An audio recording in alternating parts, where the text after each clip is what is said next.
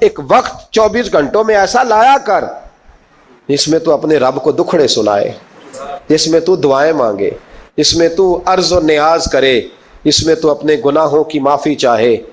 اعلیٰ حضرت کے والد گرامی سے کسی نے پوچھا، مولانا نقی علی خان صاحب سے، کہ حضرت جی فرعون 500 سال ہی حکومت کر گیا، 500 سال ہی حکومت کر گیا، اللہ کا مقابلہ کرنے والا پکا کافر بے ایمان۔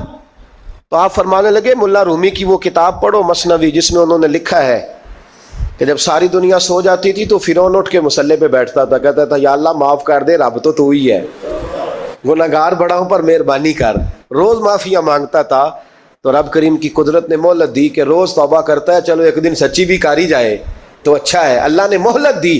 اور میرے بھائی اگر تو روز رات مصلے پہ بیٹھے تو تجھے مہلت ملے، عذاب نہ آئے۔ اگر تو اپنے رب کے ساتھ تنہائی کرے تو اللہ تجھے مہلت دے، سزا نہ دے۔ لیکن ہم یہ وقت نکالتے ہی نہیں، اللہ کے ساتھ میت کا ہمارا مزاج ہی نہیں۔ ترمذی شریف میں نبی پاک علیہ السلام نے فرمایا ہے دنیا داروں کو دکھڑے نہ سنایا کر، مالداروں کے سامنے رونے نہ رویا کر، یہ تجھے کیا دے سکتے ہیں؟ تو اٹھ کے جائے گا تو کہیں گے محنت کرتا نہیں، روز مانگنے آ جاتا ہے۔ دنیا داروں کو دکھڑے نہ سنا، فرمایا دکھ سنا تو اپنے رب کو سنا، اللہ والوں کو سنا، اللہ کے نبی کو سنا۔ اس سے مراد یہ سارے کہا دکھڑے اپنے رب کو سنا۔ اگر تو اپنے رب کو دکھڑے سنائے گا تو تھوڑی دیر ضرور ہوگی، لیکن ایک دن ایسا ضرور آئے گا، میرے مصطفیٰ کریم فرماتے ہیں رب تجھے دنیا سے بے نیاز کر کے مالا مال فرما دے گا۔ تو حضور کے وجود سے لگی ہوئی چیز کوئی اوڑھ لے تو رحمت برستی ہے، تو میرے نبی کی مسجد چومنے سے کیوں رحمت نہیں برستی؟ جالی چومنے سے کیوں نہیں برستی؟ جہاں جہاں حضور رکے، جہاں جہاں نبی پاک ٹھہرے، وہاں جانے سے کرم کیوں نہیں ہوتا؟ تو عزیزو یاد رکھو، رمضان میں ایک ڈیوٹی آپ نے یہ کرنی ہے کہ عبادت کو وقت دے۔ اگر آپ ناراض نہ ہو تو ہم نے قرآن مجید پڑھنا بالکل ہی چھوڑ دیا، قرآن پاک کھلتا ہی نہیں، توجہ ہی نہیں، مزاج ہی نہیں، سارا دن بیت جاتا ہے، قرآن مجید نہیں کھلتا، قرآن مجید نہیں پڑھا جاتا۔ ایک شخص مجھ سے ملنا چاہ رہے تھے، مسجد نبوی شریف میں حاضر تھا، تو وہ ایک دفعہ آئے گزر گئے، میں قرآن شریف پڑھ رہا تھا، پھر آئے تو گزر گئے قرآن شریف، تیسری دفعہ پھر آئے تو کہنے لگے آپ نے کتنا کو پڑھنا ہے؟ میں نے ان سے کہا کہ مہربانی کرو مجھے دعا دو کہ اللہ مجھے پڑھتا ہی رکھے۔ آپ نے یہ کیا لفظ ادا کر لیے کہ کتنا کو پڑھنا ہے؟ خدا کے بندو یہاں کام کیا ہے؟ اگر تلاوت بھی نہیں کرنی تو کرنا کیا ہے وہاں؟ میں اکثر کہتا ہوں کہ چونکہ ہم تو مسیتڑ ہیں، ہمارا تو مزاج ہے مسجدوں میں رہنے کا، چونکہ عام لوگوں کا مزاج نہیں ہوتا تو وہاں بھی بازاروں کو ٹائم زیادہ دیتے ہیں، خریداری میں وقت زیادہ لگاتے ہیں۔ اگر ہماری طبیعت مسجد میں بیٹھنے کی ہو، قرآن پاک پڑھنے کی ہو تو بڑا ذوق بن جائے۔ قرآن مجید امام اعظم ابو حنیفہ امام اعظم رمضان شریف کے اندر 61 قرآن مجید پڑھا کرتے تھے۔ کتنے؟ 60 اور ایک 61۔ ایک قرآن شریف دن میں پڑھتے، ایک رات کو پڑھتے، پورے دن میں قرآن مجید ختم کرتے ایک رات کو۔ اور آپ فرماتے ہیں 61واں قرآن مجید وہ تھا جو میں تراویحوں میں سنا کرتا تھا۔ 61 قرآن پاک آپ ہر رمضان میں پڑھا کرتے تھے۔ میری آپ سے گزارش ہے ایک سپارہ مسجد میں پڑھے رمضان میں، ایک سپارہ گھر میں پڑھے۔ مسجد میں پڑھیں گے تو مسجد کا حق ادا ہوگا، اور گھر میں قرآن پاک کھول کے بیٹھیں گے تو بچے بھی آ کے پاس بیٹھ جائیں گے، چھوٹے چھوٹے بچے۔ یہ کبھی تجربہ کرنا، یہ بخشش کا ذریعہ ہے۔ جب آپ بچوں کی ماں سویرے سویرے بڑا اچھا دوپٹہ لے کے اور مصلی بچھا کے اور قرآن مجید کی ریل رکھ کے اور پھر اس کو خوشبو لگا کے جب کھولتی ہے نا، تو اس کی جو 2-2.5 سال کی بچی ہوتی ہے وہ بھی کہیں سے دوپٹہ ڈھونڈنے لگ جاتی ہے، وہ بھی دوپٹہ لے کے آتی ہے اور دائیں بیٹھتی ہے۔ اس کا جو 4 سال کا بچہ ہوتا ہے نا، اگر ابا بیٹھا ہے تو 4 سال کا بچہ بھی کہیں سے ٹوپی ڈھونڈ کے لاتا ہے، اسے پڑھنا نہیں آتا، لیکن وہ بھی آ کے نا سپارہ لے کے بیٹھ جاتا ہے۔ میں نے دیکھا ہے بچے تھوڑا تھوڑا ہلنے لگتے ہیں۔ قسم اللہ کی عزت کی، مجھے ایسے لگتا ہے کہ جب بیٹیوں کے بیچ ماں بیٹھ کے قرآن پڑھتی ہے اور جب بیٹوں کے بیچ باپ بیٹھ کے قرآن پڑھتا ہے تو مجھے لگتا ہے خدا کے فرشتے بھی آسمان کے دروازے کھول کھول کے دیکھتے ہیں، کھول کھول کے دروازے دیکھتے ہیں کہ یہ کس طرح کا رنگ ہے کہ چھوٹا سا بچہ توتلی زبان۔ مجھے وہ حدیث پڑھ لینے دو جو امام جلال الدین سیوطی نے روایت لکھی ہے۔ فرمایا حضرت عیسیٰ علیہ السلام میں قبر کے پاس سے گزرے تو عذاب ہو رہا تھا، چند گھنٹوں کے بعد گزرے تو وہیں رحمتوں کا نزول ہو رہا تھا۔ حضرت عیسیٰ عرض کرنے لگے مولا میری مجال نہیں میں پوچھوں، چند گھنٹے پہلے یہاں عذاب تھا، اب یہیں کرم ہو رہا ہے، اللہ اب اس نے کوئی نیک عمل کیا تو ہے نہیں، قبر میں تو عمل ختم ہو جاتا ہے، اتنا کرم کیسے؟ تو رب کریم نے فرمایا موسیٰ بندہ بڑا گناہگار تھا، پاپی تھا، سزا کا حقدار تھا، پر جب انتقال اس کا ہوا تو بیوی اس سے پہلے حاملہ تھی، اس کے انتقال کے 2-4 مہینے بعد بچہ پیدا ہوا، پھر اس بی بی نے بچہ پالا، آج 4.5 سال کا بچہ مکتب گیا ہے، استاد نے بسم اللہ شریف پڑھائی ہے، اس کے بچے نے توتلی زبان پہ کہا بسم اللہ الرحمن الرحیم، تو مجھے حیا آئی ہے کہ اس بیچارے کو ابھی لفظ نہیں ادا کرنے آتے، زمین پر بیٹھ کر یہ توتلی زبان سے مجھے رحمان اور رحیم کہے اور میں اس کے باپ کو سزا دوں، بس بچے نے ایک دفعہ بسم اللہ پڑھی ہے، میں نے باپ کے سارے گناہ معاف فرما دیے، مہربانی کرو۔ ایک سپارہ گھر میں، ایک سپارہ مسجد میں، یہ ضرور آپ نے روٹین بنانی ہے۔ مسجد میں پڑھیں گے تو مسجد کا حق ادا ہوگا، گھر میں پڑھیں گے تو بچے بھی پڑھیں گے۔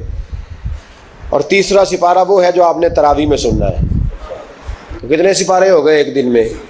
3۔ تو رمضان میں کل کتنے ہو گئے؟ 3 قرآن پاک۔ کتنے قرآن پاک جی؟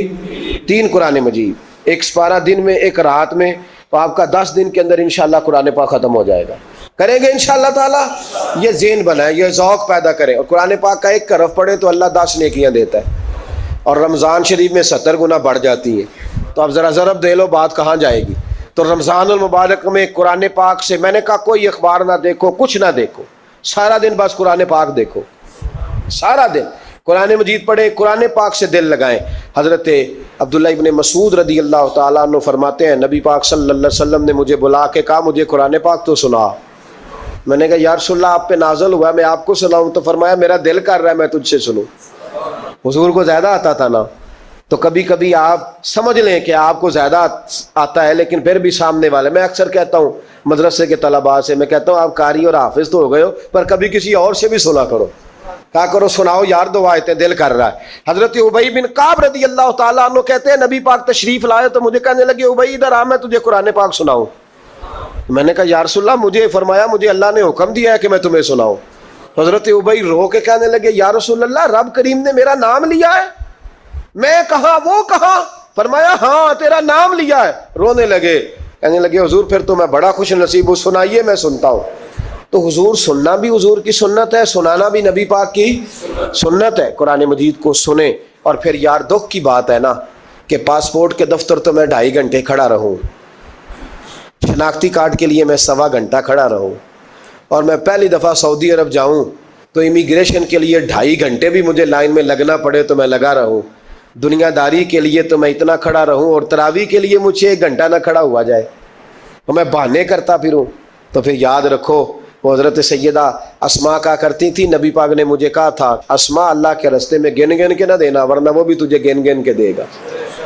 جب ہم رب کریم کو وقت اس طرح دیتے ہیں کہ دنیا داری کے لیے تو ساری ہمارے پاس ہمتیں موجود ہیں، اور تراویح کا وقت آیا تو بہانے ڈھونڈنے لگ گیا، تراویح کا وقت آیا تو وہ جو ہے اس نے شروع کر دی بات کہ جناب میرے فلان جگہ تکلیف ہے اور مجھے بلڈ پریشر ہو جاتا ہے تو پسینہ بڑا آتا ہے، تو اب تو آسانیاں ہی بڑی ہیں۔ صحابہ کہتے ہیں جب ہم مسجد نبی میں نماز پڑھنے جاتے تھے بارش ہوتی تھی تو مسجد میں پانی کھڑا ہوتا تھا، کیچڑ کھڑا بن جاتا تھا، تو ہم اپنی جھولیوں میں خشک مٹی ڈال کے لے جاتے، اپنی اپنی جگہ بچھا لیتے مٹی، اور پھر ہم نماز پڑھتے تو ہمارے پیشانیوں پر بھی مٹی لگ جاتی۔ تو ایک صحابی جھاڑ رہے تھے تو نبی پاک نے فرمایا نہ جھاڑ، جب تک چہرے پہ رہے گی فرشتے درود بھیجتے رہیں گے۔ اب تو اسی لگے ہوئے مسجد میں، پھر بھی تو تراویح نہیں پڑھتا۔ تو ایک تو عبادت کو ٹائم دیں، دوسرا قرآن مجید زیادہ سے زیادہ پڑھیں، رمضان میں زیادہ سے زیادہ پڑھیں، مسجدوں میں ٹائم دیں۔ مجھے دکھ ہوتا ہے جب رمضان میں بھی نماز کے بعد مسجد کو تالا لگتا ہے۔ اگر ہم سارے آئیں مسجدوں میں، ہم رمضان شریف کے اندر وقت دیں، جس کے پاس ٹائم ہو وہ آ کے بیٹھ جائے قرآن مجید کھول لے، تو میرا خیال ہے کہ مسجدیں بھی ہمیں دعا دیں گی کہ دیکھو ہر وقت انہوں نے میرے اندر تلاوت کی۔ ایک اور بات بھی عرض کرنی ہے، یہ مجھے کہا گیا ہے، میری اپنی طرف سے نہیں، یہ مجھے رکا دیا گیا ہے، کہہ دوں پکے نمازی ناراض تو نہیں ہو جائیں گے؟ جو پکے نمازی ہیں مسجدوں کے وہ میرے ساتھ وعدہ کریں ناراض تو نہیں ہو جائیں گے؟ نہیں تسی نہیں بول دے تسا ہو جانا، پکے بول دے نہیں پے، پکے کور دے نے پے، پکے نمازی، یہ پکے نمازیوں سے بات، ناراض تو نہیں ہو جائیں گے؟ یہ بول کے بتائیں، انشاءاللہ کہیں۔ کچے نمازیوں کو شکوہ ہے کہ پکے نمازی رمضان میں ہمیں گھورتے ہیں، اور रुखे दिए मुझे उन्होंने, कहते हैं पक्के नमाजी, कहते फसली बटेरे आ गए ने। ये ज्यादती है, ये जुल्म है। आप पक्के नमाजी हैं तो मेहरबानी करें, आप वो जो आपने साफ लाट कराई है ना अपने नाम पक्की कि इत्थे मैं बहना रोज, तू कितों आ गया, ये छोड़ दें आप, मेहरबानी करें। ये अल्लाह का घर है, ये किसी के नाम रजिस्ट्री हो सकती। जो आया है ना बेचारा, चलो कभी कभी सही, मेहरबानी करें उसको टाइम दें, बैठने दें, कुछ नहीं होने लगा।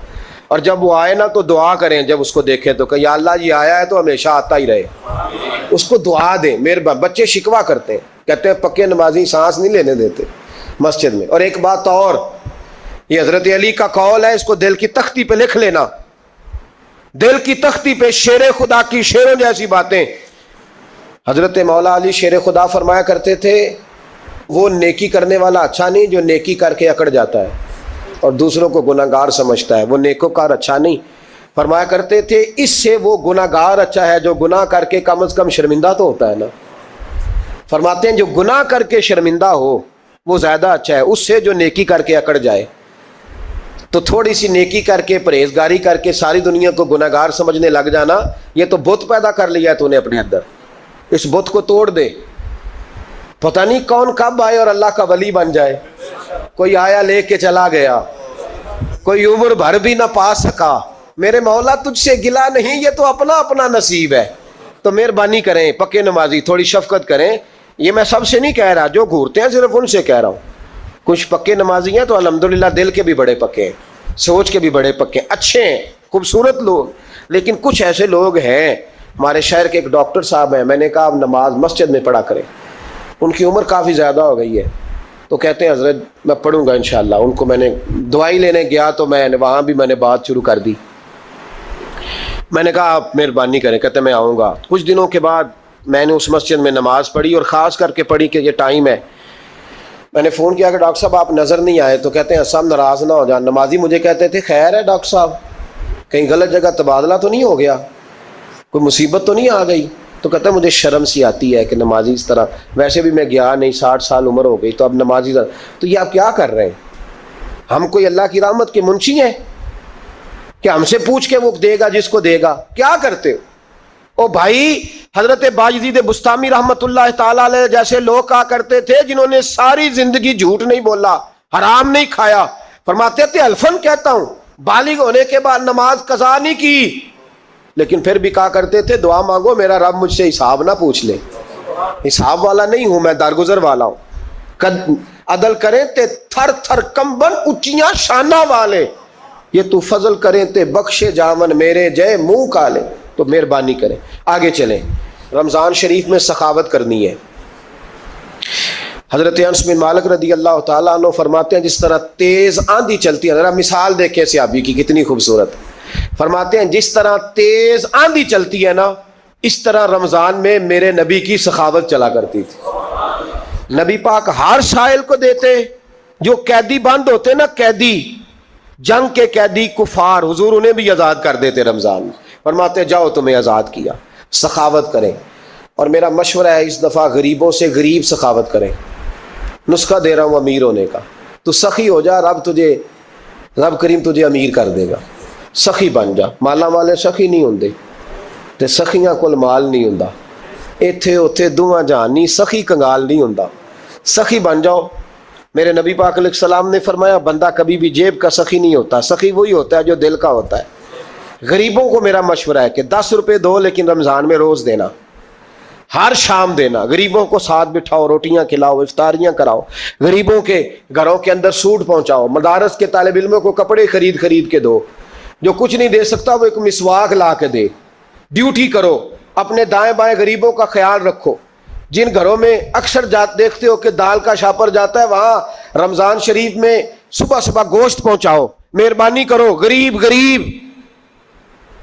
अमीर तो किसी को तब देगा जब उसने वोट लेने होंगे, वो तो वहां ज़कात देगा जहां से उसे पता होगा कि मेरी तारीफ अच्छी होगी। वो तो मस्जिद में उस वक्त खर्च करेगा जब उसका नाम बार बोर्ड पे लिखा जाएगा। गरीबों, तुमने जुल्म किया है। अगर तुम अपनी 4 गरीब भाई मिल के एक गरीबनी बहन का ख्याल रखते तो उस गरीबनी को महल्ले के चौधरी के पास ना जाना पड़ता। अगर 4 गरीब भाई ایک غریب بھائی کا خیال کر لیتے, تھوڑے تھوڑے جو صاحب حیثیت تھے تو وہ مجبور نہ ہوتا. مہربانی کرو. حضرت عبداللہ ابن عمر رضی اللہ تعالیٰ عنہ ہر روز مدینے کے مسکینوں کو ڈھونڈ کے لاتے تھے.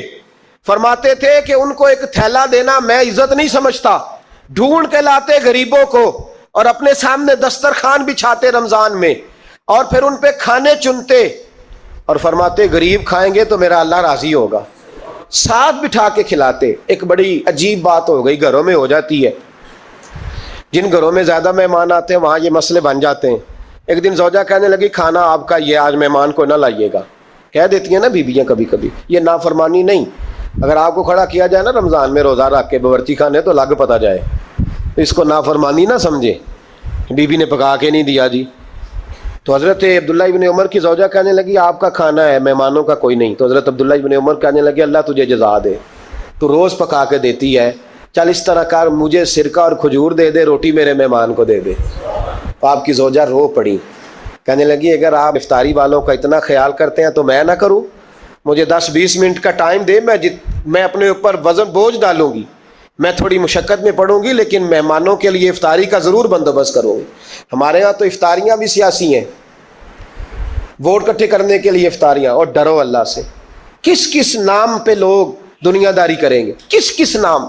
غریبوں کو کھلاؤ کھانا جن کو سارا سال گوشت ملتا ہے ان کی. میں کل یونیورسٹی میں کہہ رہا تھا کہ بڑا ہاتھی ہوتا ہے پر بادشاہ شیر ہوتا ہے, اس لیے کہ شیر ہفتے میں ایک دن گوشت کھاتا ہے. اگر روز کھائے نا تو اس سے بھی نہ اٹھا جائے, جس طرح ہم سے نہیں اٹھا جاتا, اس سے اٹھا کوئی نہ جائے. وہ ہفتے میں ایک دن کھاتا.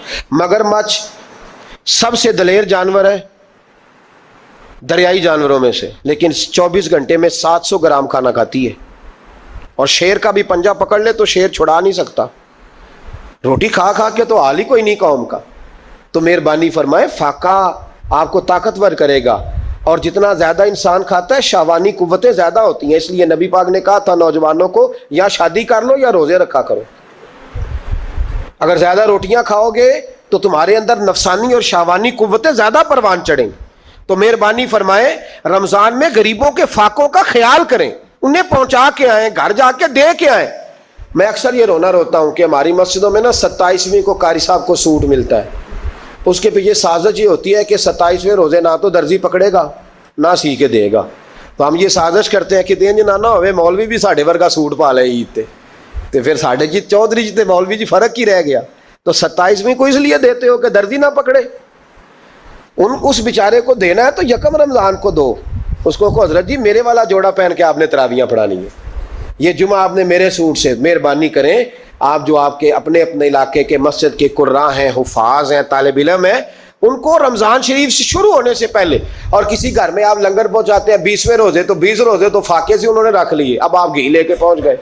ہمارے ہاں تو آپ یقین کر لیں نہ درزی تراویاں پڑھتا ہے, نہ کپڑوں والا پڑھتا ہے, نہ کاج بٹن والا پڑھتا ہے, نہ نلکی والا پڑھتا ہے. وہ کہتے ہیں جی راشی سارا ان دنوں میں. وہ جو آخری 10 راتیں ہوتی ہیں نا رمضان کی, حضرت عائشہ صدیقہ رضی اللہ تعالیٰ عنہ فرماتی ہیں حضور ہمیں نفل کے لیے نہیں جگاتے تھے, پر رمضان کے آخری 10 دن فرماتے اٹھو یہ سونے کا ٹائم نہیں. اور ہمارا وہی ٹائم سارا بازاروں میں گزر جاتا ہے. وہ جو کچھ لینے کا وقت ہے, شب قدر تلاش کرنے کا وقت ہے, وہ سارا ہم بازاروں میں گزارتے ہیں. ہم انشاءاللہ تعالی رمضان کی آخری 10 راتوں میں شب بیداری کریں گے, محفل کریں گے, تلاوت کریں گے, تسبیح پڑھیں گے, جو ہم سے ہو سکے گا. مسجدوں کا رخ کریں.